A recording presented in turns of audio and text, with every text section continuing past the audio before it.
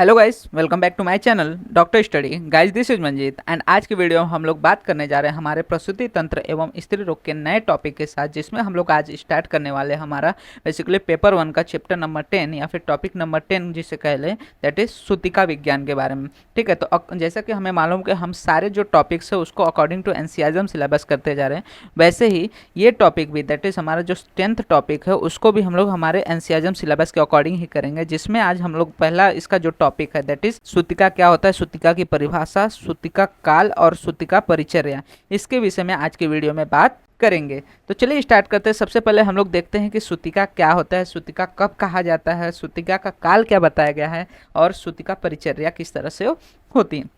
तो सबसे पहले हम लोग जब बात करते हैं सूतिका की, तो सूतिका में क्या बोला गया कि सुतायाश्च अपि तत्र स्याद अपरा चैन निर्गता प्रसूता अपि न सूता स्त्री भवेदेव गते सती। ठीक है, बेसिकली जब हम इसकी बात करते हैं काश्यप के अनुसार, तो काश्यप क्या बोलते हैं कि प्रसव हो जाने के बाद भी यदि अपरा न निकले तो उस स्त्री को हम लोग प्रसूता या फिर सूतिका नहीं कह सकते। ठीक है, बेसिकली जो हम काश्यप की बात करते हैं तो काश्यप ने ये प्रसूता की या फिर सूतिका की व्याख्या दी है। उनके अनुसार जब स्त्री जो होती है वो प्रसव कर लेती है, मतलब कि जब वो जो गर्भ है उसका निष्कासन कर लेती है, फिर भी अगर उसका अपरा अभी तक बाहर नहीं निकला है तब तक उसे हम लोग प्रसूता या फिर सूतिका नहीं करेंगे। एक बार जब वो स्त्री का अपरा निकल जाता है, मतलब कि अपरा का निष्कासन हो जाता है, तभी उस स्त्री को हम लोग सूतिका कह सकते हैं। ठीक है, तो सूतिका का यहाँ पे हमारा परिभाषा क्या होगा कि ऐसी स्त्री जिसका प्रसव हो चुका हो तथा उसका अपरा भी निर्गमित हो गया हो, अपरा का निष्कासन भी हो गया हो, उस स्त्री को हम लोग प्रसूता या फिर सूतिका कहते हैं। जब हम लोग मॉडर्न साइंस की बात करते हैं तो जो हमारा सूतिका परिचर्या होता है या फिर सूतिका विज्ञान है वो हमारा परपुरियम के अंदर आता है। ठीक है, परपुरियम बेसिकली होता क्या है कि it is the period following the childbirth when the body tissue, especially the pelvic organ of the woman, are returning as nearly as possible to her pre gravida stage. ठीक है, बेसिकली हम लोग जब सूतिका की बात करते हैं इन द मॉडर्न साइड तो उसको बोला जाता है परप्यूरियम। परप्यूरियम बेसिकली क्या होता है कि आफ्टर द चाइल्ड बर्थ, ठीक है, the period following the child birth, जबकि हमारा बॉडी टिश्यू जो होता है वो अगेन कैसे स्टेज में जाने की कोशिश करने लगता है, प्री ग्रेविडा स्टेज। मतलब कि प्रेगनेंसी में क्या होता है, ओवरऑल फीमेल के पेल्विक एरिया में जो पेल्विक ऑर्गन्स है उनमें चेंजेस हुए रहते हैं, जैसे कि यूट्रस का साइज बड़ा रहता है, तो वो सारी चीज़ें जो है वापस से अपने प्री ग्रेविडा स्टेज मतलब कि प्री प्रेगनेंसी स्टेज में जाने वाले होल पीरियड को हम लोग क्या करते हैं, परपुरियम कहते हैं। तो यहाँ पे ध्यान रखने वाली बात क्या है कि जो हम सूतिका विज्ञान की बात करते हैं उसको हम लोग किसके साथ कोरिलेट करते हैं, परपुरियम के साथ। तो परपुरियम आपको याद होना चाहिए, ये आपके मॉडर्न का क्वेश्चन बन जाता है कि परपुरियम का होता है basically it is the period following the child birth when the body tissue that is specially the pelvic organ of the woman and the woman is now called as purpura is returning to nearly as possible as to her pre-gravida stage। ठीक है, तो यहाँ तक हम लोग ने सूतिका की परिभाषा देख ली। अब हम लोग बात करते हैं सूतिका काल के बारे में। सूतिका काल मतलब कि कब तक जो प्रसूता स्त्री है या जिसने अभी प्रसव किया है उसको हम लोग सूतिका कहेंगे। तो उसके बारे में बेसिकली क्या बोला गया कि आचार्य चरक ने सूतिका काल का विशिष्ट वर्णन नहीं किया है, लेकिन अन्य आचार्यों ने इसका वर्णन किया है। तो यहाँ पे ये श्लोक लोग आपको याद करने की जरूरत नहीं है, बस आपको क्या क्या किसने कितने समय के लिए बोला है कि स्त्री जो रहेगी प्रसूता कहलाएगी या फिर सूतिका कहलाएगी, ये आपको याद रखना है यहाँ पे। जैसे कि आचार्य सुश्रुत की बात करते हैं तो आचार्य सुश्रुत ने बोला है कि प्रसव के बाद 1.5 मास तक या फिर पुनर्आर्तव दर्शन तक अर्थात 45 दिन तक स्त्री क्या होगी, प्रसूता या फिर सूतिका कहलाएगी। ठीक है, क्लियर हो रहा है कि बेसिकली क्या बोला गया है सूतिका में कि आचार्य सुश्रुत कहते हैं कि प्रसव हो जाने के बाद और अपरा के निष्कासन के बाद 1.5 मास तक या फिर पुनर्आर्तव दर्शन मतलब कि फिर से जब तक उसका मेन से स्टार्ट नहीं हो जाता तब तक के पीरियड को उसको हम लोग क्या कहेंगे, सूतिका कहेंगे, या फिर ये पीरियड उसका क्या रहेगा, सूतिका काल कहलाएगा। और इसको अप्रोक्सीमेटली हम लोग 45 डेज लेते हैं। वैसे ही सेम हमारे आचार्य वाग्भट द्वय ने बोला है, वृद्ध वाग्भट और लघु वाग्भट दोनों ने बोला है कि अगेन जो सूतिका काल रहेगा वो 1.5 मास का रहेगा या फिर पुनर्आर्तव दर्शन तक रहेगा, दैट इज 45 दिन तक। वहीं पे आचार्य कश्यप क्या कहते हैं कि जो सूतिका है उसका उन्होंने फिक्स टाइम नहीं बताया कि कब तक सूतिका काल रहेगा, लेकिन उन्होंने बोला है कि जो आचार्य कश्यप ने क्या बोला है कि सूतिका जो रहेगी उसको 6 मास तक पथ्य का पालन करना है। मतलब कि जो सूतिका परिचर्या है उसका पालन जो सूतिका स्त्री है उसको 6 महीने तक करने का निर्देश किसने दिया है? काश्यप ने। वहीं पे भाव मिश्र क्या कहते हैं कि अगेन 1.5 मास तक या फिर पुनरार्तव दर्शन तक एवं साथ ही 4 मास तक उसको पथ्य पालन करने का निर्देश दिया है। ठीक है, तो तीनों क्लियर होना चाहिए। आचार्य सुश्रुत ने और आचार्य वाग्भट ने दोनों ने सेम चीज बोला है कि 1.5 मास तक या फिर पुनः आर्तव दर्शन तक क्या होता है? सूतिका काल होता है, जो कि अप्रोक्सीमेटली 45 डेज इन्होंने बताया। आचार्य कश्यप ने टाइम नहीं बताया, उन्होंने बस ये बोला है कि 6 मास तक जो सूतिका स्त्री है उसको पथ्य का पालन करना चाहिए। वहीं पे आचार्य भाव मिश्र और आचार्य योग रत्नाकर कहते हैं कि जो स्त्री है वो 1.5 मास तक या फिर पूर्ण आर्तव दर्शन तक सूतिका कहलाएगी और साथ ही उसे कितने महीने? 4 महीने तक पथ्य का पालन करना चाहिए। ठीक है, तो यहाँ पे डिफरेंस आ जाता है काश्यप और भाव मिश्र में कि काश्यप ने बोला है कि 6 मास तक पथ्य का पालन करें, वहीं पे भाव मिश्र और योग रत्नाकर ने बोला है कि 4 मास तक पथ्य का पालन करना चाहिए। लेकिन ओवरऑल जो हमारा सूतिका काल है वो सबने कितना बताया है? 1.5 मास या फिर पुनरार्तव दर्शन तक, दैट इज 45 डेज के अप्रोक्सीमेटली ही बताया। ये आपको क्लियर होना चाहिए। थोड़ा सा एक्स्ट्रा देख लेते हैं। यहाँ पे बोला गया कि आचार्य भाव मिश्र और योग रत्नाकर ने धन्वंतरी के मत को उद्धृत करते हुए 1.5 मास अथवा पुनरार्तव दर्शन होने तक स्त्री को क्या बोला है? प्रसूता कहा है। ये तो हम लोग ने ऊपर भी देख लिया टेबल में। इसके बाद उन्होंने बोला है कि जब उपद्रव की शांति हो जाए या फिर 4 मास बीत जाए या फिर उपद्रव की जब शांति हो जाए तब प्रसूता स्त्री को परिहार मतलब कि सूतिका परिचर्या का पालन करना छोड़ देना चाहिए। ठीक है, 4 मास बीत जाने तक और उपद्रव की शांति हो जाने पर ही क्या करना है?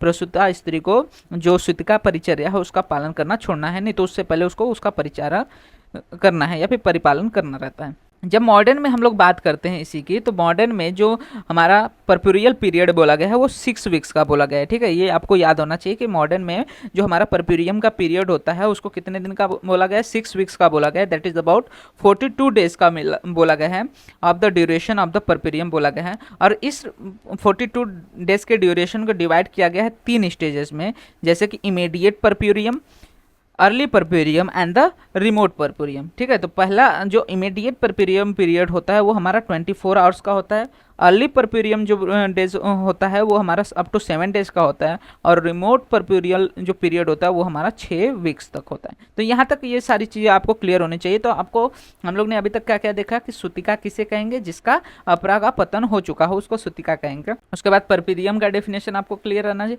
सूतिका काल हम लोग ने देख लिया कि 1.5 मास या फिर पुनरार्तव दर्शन तक अप्रोक्सीमेटली 45 डेज तक होता है और 4 मास तक या फिर 6 मास तक हमें सूतिका परिचर्या का पालन करने के लिए बोला गया है। इसके बाद परप्यूरियल पीरियड हम लोग ने देख लिया कि इसको 3 पार्ट में डिवाइड किया गया, immediate, early and the remote puerperal period.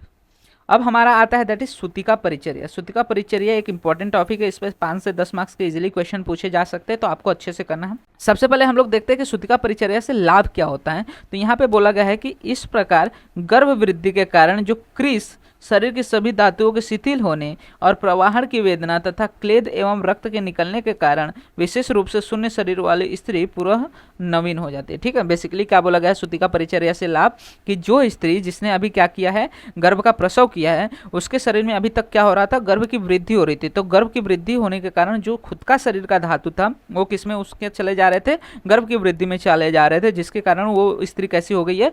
क्रूस हो गई है। उसके सभी धातु जो शिथिल हो गए हैं और प्रवाहन की वेदना, जो फीटस है उसको एक्सपेल करने के लिए जो उसको वहाँ पे क्या करना पड़ा है? फोर्स लगाना पड़ा है, उसकी वजह से जो हुआ वेदना है और उसके शरीर से जो क्लेद और रक्त धातु निकल गया है, ठीक है, रस और रक्त धातु निकल गया है, उससे जो हमारी सूतिका स्त्री है उसके शरीर कैसे हो गई है? शून्य शरीर हो गया है, मतलब कि शरीर एकदम कमजोर हो गया है। तो अगर वो सूतिका परिचर्या का पालन कर रही है तो उसका शरीर कैसा हो जाएगा? पुनः नवीन हो जाएगा। यही किसका है? सूतिका परिचर्या का लाभ बताया गया है। इसके बाद हम लोग देखेंगे 2 प्रकार की सूतिका परिचर्या बताया गया है। एक सामान्य सूतिका परिचर्या का उल्लेख मिलता है और दूसरा एक विशिष्ट सूतिका परिचर्या का उल्लेख मिलता है। तो सबसे पहले हम लोग सामान्य सूतिका परिचर्या की बात कर लेते हैं, जो कि हमें चरक और सुश्रुत के अकॉर्डिंग देखना रहता है। तो सामान्य सूतिका परिचर्या में बोला गया है कि 7वें की परीक्षा करके सूतिका जो स्त्री है उसको पिपली मूल, चव, चित्रक, शुंगवेर के चूर्ण युक्त सर्पी तेल, वसा या मज्जा का पान कराना चाहिए। ठीक है, क्या बोला गया है कि जो 7वें की परीक्षा कर लेना चाहिए, मतलब कि वो चीज़ें उसे पचेगी कि नहीं, ये सारी चीज़ों का विचार करने के बाद जो सूतिका स्त्री है उसको पिपली मूल, चव्य और चित्रक तथा श्रृंगवेर जो है इनके चूर्ण को किसमें? सर्पी में तेल में, वसा या मज्जा में मिला के क्या कराना है, जो प्रसूता स्त्री है या फिर जो सूतिका स्त्री है उसको पान कराना है। फिर उसके बाद उसके घृत और तेल से उसके उदर पे क्या करना है, अभ्यंग करना है, ताकि उसके जो एब्डोमेन रीजन पे स्ट्रेचिंग हुई है, जो वहाँ पे वायु बढ़ा हुआ है, वो सभी क्या हो जाए, उनका प्रशमन हो जाए। तो घृत और तेल से उदर पे अभ्यंग करना है। तो सबसे पहले अभ्यंतर पान कराया हम लोग ने, उसके बाद घृत और तेल का उदर पे अभ्यंग कराया।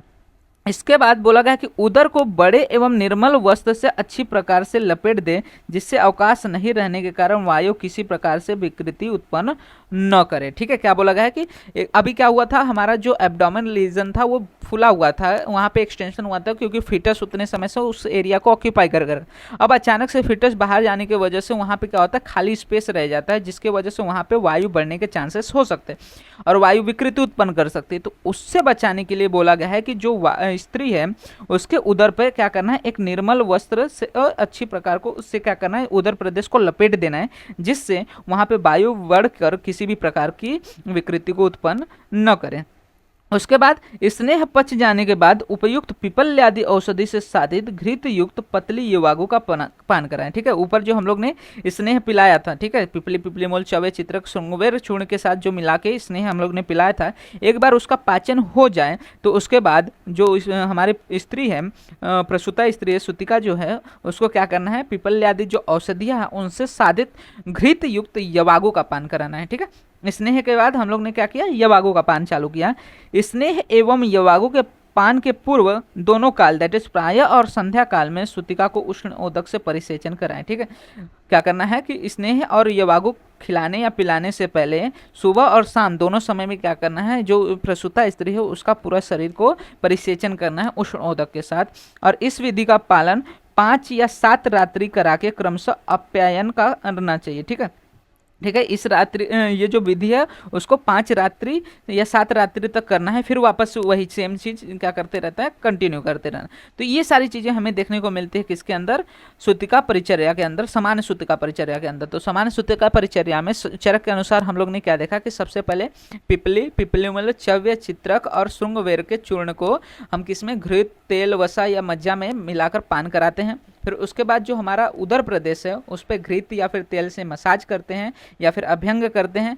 उसके बाद जो उदर है उस पर हम लोग एक उस निर्मल वस्त्र लपेटते हैं ताकि वहाँ पे वायु की विकृति न उत्पन्न हो। उसके बाद एक बार स्नेह पच गया तो पीपल आदि से सिद्ध हम लोग क्या करते हैं, औषधि से सिद्ध घृत आदि से यवागु का पान कराते हैं।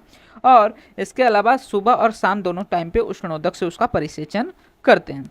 इसके बाद सुश्रुत के अनुसार हम लोग सामान्य परिचर्या की बात करते हैं तो सुश्रुत ने भी लगभग सेम ही चीज बोला गया है कि बला तेल से सूतिका का अभ्यंग करें। इन्होंने क्या बोला है, पूरे शरीर का अभ्यंग किससे करना है, बला तेल से करना है। वातहर औषधियों के क्वाथ का पान एवं उसी से परिसेक इत्यादि कराए। जैसा कि चरक ने बोला था कि पिपलादि जो है वो भी वातहर में आ जाते, तो वैसे ही वातहर जो औषधियां हैं उनसे क्या करना है, क्वाथ बनाना है और उस क्वाथ का पान भी कराना है और उसी क्वाथ से पूरे शरीर का परिसेचन भी करना है।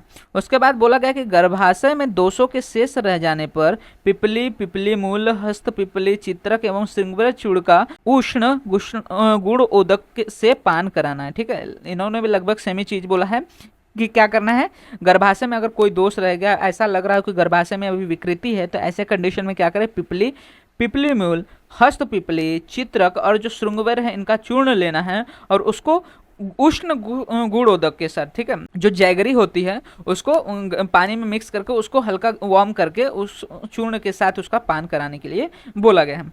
इसके बाद बोला गया है कि 2 या 3 रात्रि तक पान कराने के बाद विदारी गंधादि गढ़ की औषधियों से साधित स्नेह यवागु का 3 दिन तक पान कराना है। ठीक है, एक बार क्या हुआ, ये जो दोष है उनका शांति हो जाए या 2 से 3 दिन तक गुड़ ओदक का पान कराने के बाद हमें क्या करना है, विदारी गंध आदि जो गढ़ हैं उनसे सिद्ध जो हमारा स्नेह है ये उससे यवागु बनाकर 3 दिन तक पान कराने के लिए बोला है। फिर इसके बाद यव कोल कुलत्थ से सिद्ध जांगल मांस रस के साथ साले धान्य आदि का ओदन सेवन कराने के लिए बोला है।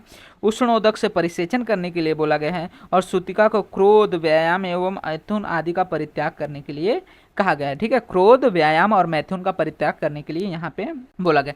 तो इंपॉर्टेंट चीजें आप क्या याद रख सकते हो, मान के चलो कि एग्जाम में आपको दोनों चीजें नहीं आ रही तो कम से कम आपको चरक का तो क्लियर हो जाना चाहिए कि क्या क्या करना है, कि पिपली मूल आदि का हम लोग क्या करते हैं, पान कराते हैं, उधर पे वस्त्र बांधते हैं, उधर पे अभ्यंग करते हैं और यवागु का पान कराते हैं। लगभग इन्होंने भी सेम ही बोला है कि अभ्यंग करना है, परिसेक करना है, यवागु का पान कराना है, उष्णोदक का पान कराना है, उष्णोदक से परिसेचन कराना है, ओदन का सेवन कराना मांस रस के साथ और स्नेह यवागु आदि का सेवन कराना। तो यवागु, परिसेचन, अभ्यंग, ये सारी सेम चीज़ें दोनों ने बताई। इसके अलावा किन चीज़ों का त्याग करना है ये आप याद रख लो कि क्रोध, व्यायाम और मैथुन आदि का परित्याग करने के लिए कहा गया है सूतिका स्त्री को। तो ये हो गया सूतिका के सामान्य परिचर्या के बारे में। वहीं पे विशिष्ट सूतिका परिचर्या की बात करते हैं जो कि हमें काश्यप के अनुसार देखने को मिलता है।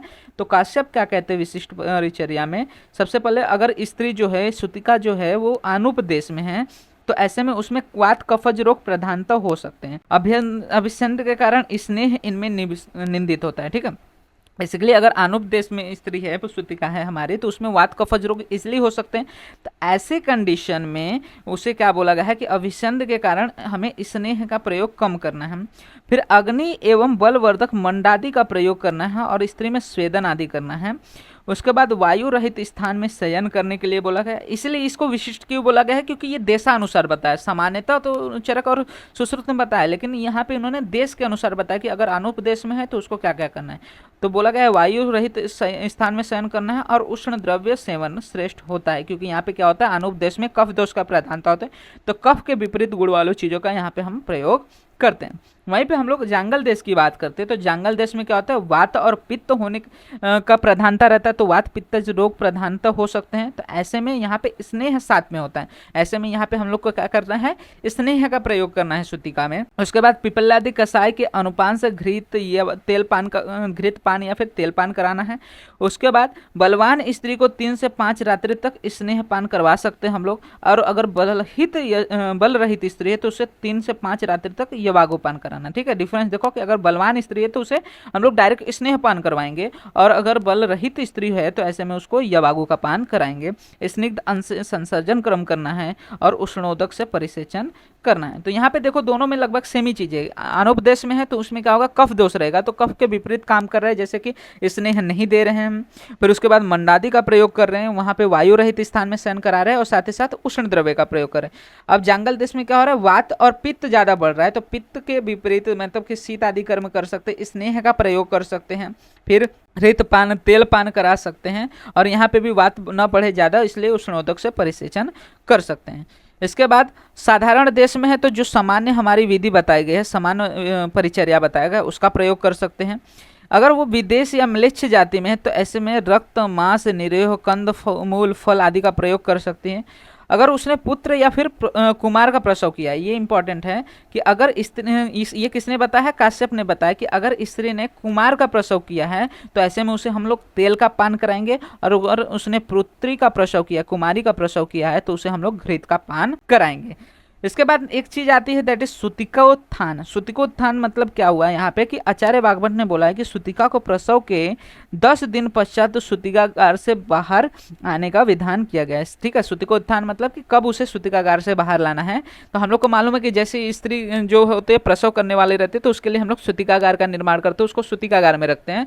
तो वही सेम आचार्य वाग्भट ने बोला गया कि एक बार स्त्री ने प्रसव कर लिया तो उसके 10 दिन पश्चात ही उसे क्या करना है, सूतिकागार से बाहर आने के लिए बोलना है। और सूतिका स्थान की बात करते हैं तो आचार्य वेद वाग्भट ने सूतिका को गोत्र के अनुसार 10वें या 12वें दिन से किसी भी शुभ दिन पर स्नान करने का निर्देश दिया है। ठीक है, क्या बोला गया कि आचार्य वृद्ध भागवत ने सूतिका को गोत्र के अनुसार 10वें या 12वें दिन में से किसी शुभ दिन पर स्नान करने का निर्देश दिया है। तो ये सारी चीजें हमें देखने को मिलती है विद इन द सूतिका परिचर्या। तो सूतिका परिचर्या में सामान्य सूतिका परिचर्या आपको क्लियर होना चाहिए, विशिष्ट सूतिका परिचर्या क्लियर होना चाहिए, उसके बाद सूतिकोत्थान के बारे में बताया गया। और यहाँ पे विशिष्ट में ये वाला आप कभी मत भूलिएगा कि क्या बोला गया है आचार्य काश्यप द्वारा कि अगर पुत्र का प्रसव हो रहा है तो तेल का पान, पुत्री का प्रसव हो रहा है तो घृत का पान करना है हम। ठीक है, सूतिका स्नान 10वें या 12वें दिन पर और सूतिकोत्थान भी 10वें दिन पे करने के लिए बोला गया। तो होप यहाँ तक आपको सारी चीज़ें रिलेटेड टू सूतिका क्या होती है, सूतिका की परिभाषा, सूतिका काल का कितना विवरण में बताया गया है, 1.5 मास 45 दिन अप्रॉक्सीमेटली, और सूतिका परिचर्या क्लियर हो गई होंगी। इसके रिलेटेड कोई भी डाउट रहता है आप कमेंट सेक्शन में मेंशन कर सकते हैं, मैं ट्राई करूंगा फर्दर वीडियोज़ में उसको और अच्छे से समझा सकूँ। साथ ही साथ वीडियो अच्छा लगा तो वीडियो को लाइक एंड शेयर करना मत भूलिएगा, जिससे ज़्यादा से ज़्यादा लोग वीडियो का फायदा ले सकें। एंड इसी तरह के और भी फर्दर वीडियोस इस चैनल पे अपलोड होते रहेंगे, तो चैनल को सब्सक्राइब जरूर कर लीजिएगा, जिससे आने वाले वीडियोस के नोटिफिकेशन आपको मिलते रहें। एंड आप हमारे इंस्टाग्राम एंड टेलीग्राम हैंडल्स को भी फॉलो कर सकते हैं, जहाँ पे आपको वीडियोस रिलेटेड, नोट्स रिलेटेड, साथ ही साथ BMS रिलेटेड जो भी अपडेट्स रहते हैं प्रोवाइड हो जाते हैं, जिसका लिंक आपको वीडियो के डिस्क्रिप्शन में अवेल हो जाएगा।